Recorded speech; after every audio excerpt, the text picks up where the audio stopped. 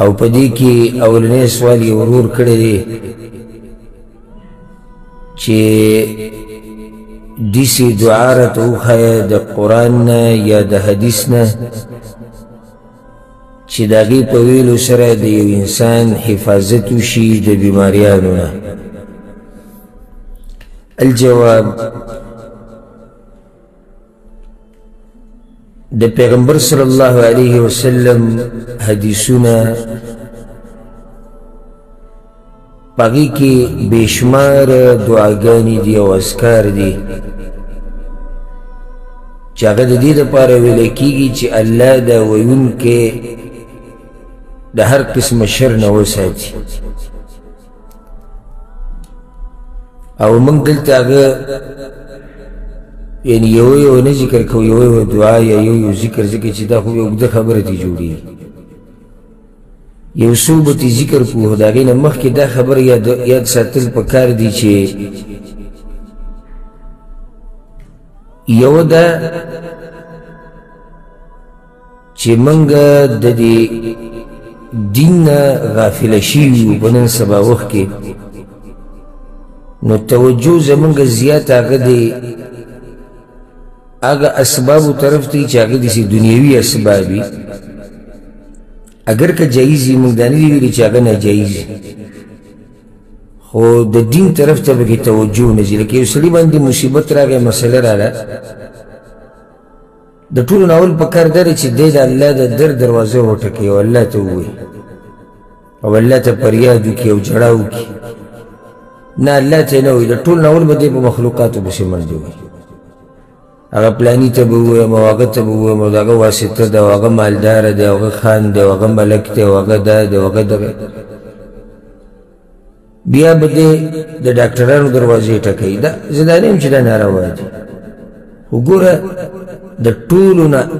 اوله خبره یا اولنۍ خبره چې د یو مسلمان په ذهن کې راځي د مصیبت په وخت کې هغه دا چې هغه چا سره رابطه مضبوطه کړي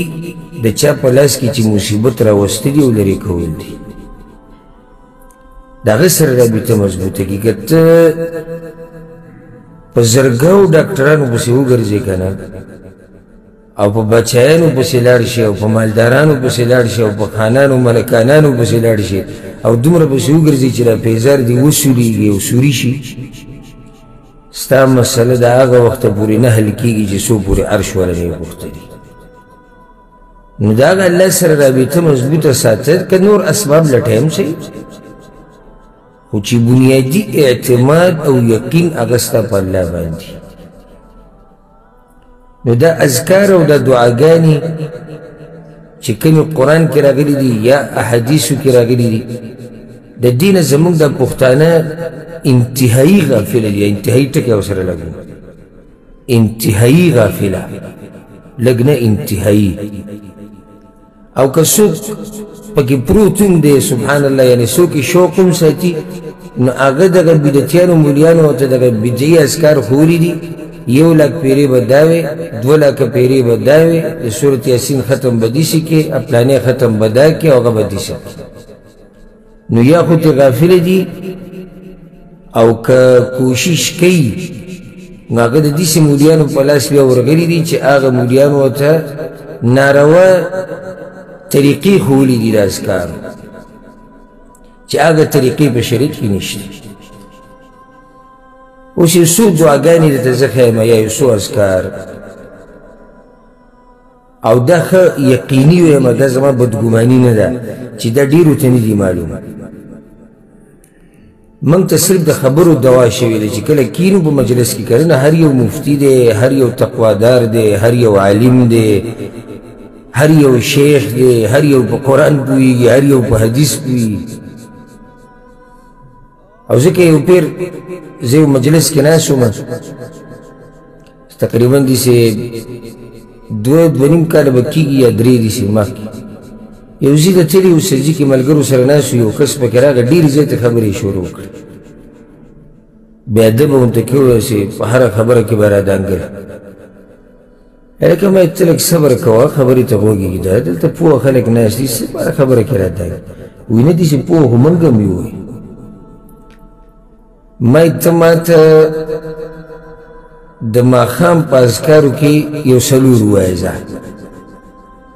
د ماښام په اذکارو کې ته ماته یو څلور ووایه چې ستا اوس پته ولګي نو کله یو غر ویشتو کله بل غر ویشتو د خبرو دوا شوې دی بازو ته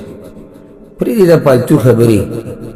دین یې زده کوي دین قرآن او حدیث یې زده کوي د سحر او ماښام اذکار دا وایي په اهتمام سره الله سبحانه وتعالی به د هر شر نه ساتي د فرض منځ نه بعد چې کوم اذکار دي جومات کې وې که په لاره کې وې که کور ته لاړ شي هلته یې وې د دې اهتمام کوه که د کار په ځای کې وې الله به د هر شر نه د هر مصیبت نه د هرې بیمارۍ نه به الله ساتي موږ به سره خلک ډېر راځي دا وظیفې غواړي د مریانو په وظیفو عادت کړي نو زه ورته وایم وظیفه دا ده چې د سحر ماښام د اذکار وایه په اهتمام سره وایي نه جي وظیفه نو زه ورته وایم دا هغه وظیفه ده چې دا نبوي ده دا پیغمبر صلی الله علیه وسلم ښوولې ده اوس په هغه دعاګانو کې او په هغه اذکارو کې یو ذکر دا دی د عثمان بن عفان رضی الله عنه روایت دی وی پیغمبر صلی الله علیه وسلم وی چې چا دا وی بسم الله الذي لا يضر مع اسمه شيء في الأرض ولا في السماء وهو السميع العليم چې درې پیري چا دا وی سحر نو د ماښامه پورې به په ده باندې اچانک یو مصیبت نه راځي او چا چې ماښام وي د سحره پورې به الله د مصیبت نه ساتي ضرور دا سوال کوي داسې ذکر او دعا چې الله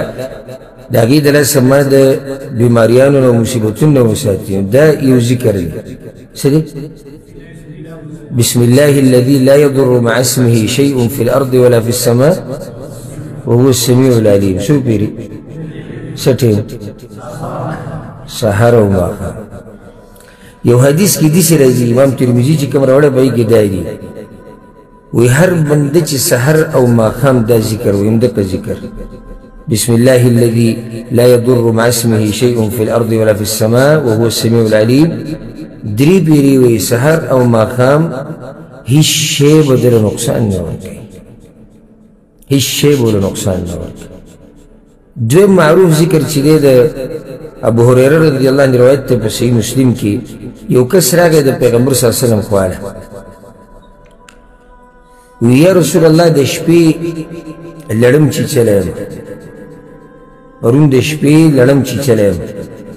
پیغمبر صلی الله علیه وسلم ورته اما لو قلت حین امسیت که تا چېرته د شپې د شروع کېدو په وخت کې دا ذکر ویلی وی اعوذ بکلمات الله التامات من شر ما خلق که چېرته تا دا ذکر ویلی وی نو دې لړم به تاله نقصان نه وی درکړی اعوذ بکلمات الله التامات من شر ما خلق دغه شان یو دریم ذکر چې دی د عبدالله بن خبیب رضی الله عنه روایت دی امام ترمذي راوړی هغه وایي چې یو پیر موږ د شپې ووتو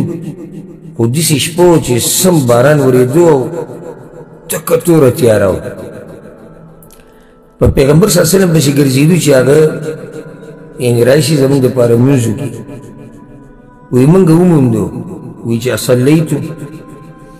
لمونځ مو وکړو وایي ما څه ونه وي وایي بیا ما ته وایي چې وایه وایي ما هېڅ ونه وي وی بیا راته وی چې قل وایه وی ما هېڅ هم ونه وی بیا راته وی چې وایه وی ما ورته وی چې یا رسول الله ما اقول څه ووایم وی ما ته وی چې وایه قل هو الله احد والمعوذتين حين تمسي وحين تصبح 3 مرات تكفيك من كل شيء قل هو الله احد وایه قل اعوذ برب الفلق قل اعوذ برب الناس دا درې سورتونه سحر درې پیرې وایه ماښام یې درې پیرې وایه د هر شي نه ستا دپاره کافي دي الله به ستا حفاظت کوي یو دا ذکر دی چې سړی وایي نو الله یې د بیماریانو نه د مصیبتونو نه او سختو نه ساتي عبدالله بن عمر رضی الله عنهما روایت دی امام ابو داود امام ابن ماجه راوړی وی پیغمبر صلی اللہ علیہ وسلم سحر او ماخام چرت دا دعا نه د پرېښودي هغه دا ده اللهم إني أسألك العافية في الدنيا والآخرة اللهم إني أسألك العفو والعافية في ديني ودنياي وأهلي ومالي اللهم استر عوراتي وآمن روعاتي اللهم احفظني من بين يدي ومن خلفي وعن يميني وعن شمالي ومن فوقي وأعوذ بعظمتك أن أغتال من تحتي دا دعا چې سوکم وی سحر او ماخام رب العالمین د هر شر نه په امان کې ساتي دغه شان عبدالله بن عمر روایت دام دی په صحیح مسلم کې پیغمبر صلی الله علیه وسلم به دا دعا ډیره غوښته اللهم إني أعوذ بك من زوال نعمتك وتحول عافيتك وفجاءة نقمتك وجميع سخطك دا دعا چې څوک وی الله د هر شر نه ساتي شپږمه به ذکر کو اخرنۍ ما تاسو ته چې موږ د دعاګانې نه راجمع کوو خاص یو څو ذکر کوو مشهور او دا حدیث امام ابو داود امام احمد راوړی دی انس بن مالک وی پیغمبر صلی الله علیه وسلم به دا دعا غوښته اللهم إني أعوذ بك من البرص والجنون والجذام ومن سيء الأسقام په دې کې الله پورې پناه ونیوی شوه د ټولو بیماریانو نه په دې دعا کې او په دې باندې الحمدلله زموږ یو کتاب دی رحیق الازهار فی الادعیة والاذکار او په کې په سلونو دعاګانې د الله په توفیق سره موږ راجمع کړي او دا د هغه چا کار دی چې چا شوق وي موږ ته پته الحمدلله دومره تجربه شته چې سړی پیژني چې مخامخ سړی چې ناست دی د شوق شته دی د ولو کنه چا چې شوق وي هغه دا قسمه کتابونه پیدا کړي ځان سره ګرځي یادوي ترجمې ګوري کوشش کوي چې زما د ژوند ټول د دعاګانو د اذکارو په منځ کې تېر شو اوس ما چې دا شپږ دعاګانې وي دا چا ته یادي یو کس به وي یو په دې نوو کې څوک نشته درې به کې چاته نه دي یادي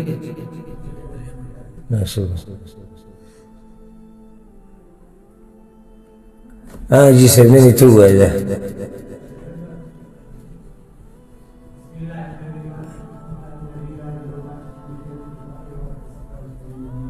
بسم الله الذي لا يضر مع اسمه شيء في الارض ولا في السماء وهو السميع العليم دا يوشو اعوذ بكلمات الله التامات من شر ما خلق اخر ندري سورتون دا دريشو